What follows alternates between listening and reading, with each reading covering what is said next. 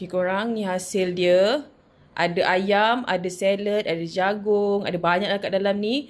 Yang ni sesuai untuk orang diet ya kak. Kalau untuk saya tak sesuai lah. Saya makan nasi. Assalamualaikum semua. Hari ni kita nak buat salad. Masukkan salad dan juga tomato cherry. Okey, dalam ni ada sengkuang, ada apple hijau dan juga timun jepun ya korang. Korang boleh masukkan semuanya. Okey, ini sebiji avocado. Avocado ya kak. Yang ini dia memang mahal sikit tapi tak apalah untuk diet kan. Olive oil, kita boleh masukkan olive oil dalam 2 sudu lah kak. Agak-agak je. Tuang je olive oil ni. Agak-agak 2 sudu. Alright. Masukkan madu. Madu untuk isteriku. Ambil kau tuang je madu tu. Masukkan minyak bijan. Tak kisahlah jenama apa akak. Yang penting minyak bijan. Masukkan. Masukkan sos salad bijan panggang ni kan. Yang ini saya memang suka ambil jenama Kewpie. Memang sangat sedap. Okey kak.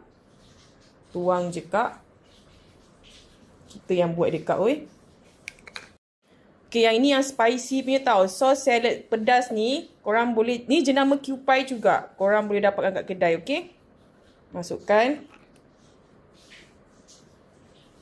Nak pedas letak banyak. Tak nak pedas letak sikit je lah. Masukkan mayo. Mayonis ni dia memang susah sikit nak keluar. Tapi boleh je masukkan.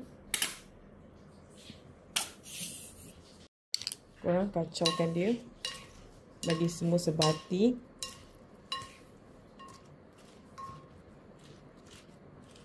Saya lupa masukkan cili flake. Korang boleh masukkan cili flake. Tuang je kak. Oi. Right. Kacaukan dia lagi. Ui, ini sedap korang. Tak tipu. Dia ada rasa masam. Ada rasa manis. Manis kat jagung lah. Lepas tu rasa madu-madu. Gitu lah kak. Masukkan telur rebus yang dipotong-potong tu kan. Korang masukkan je. Macam tu. Masuk je kak. Dan masukkan chicken popcorn. Korang boleh buat sendiri ataupun beli terus yang dah siap lah. Tinggal nak goreng je.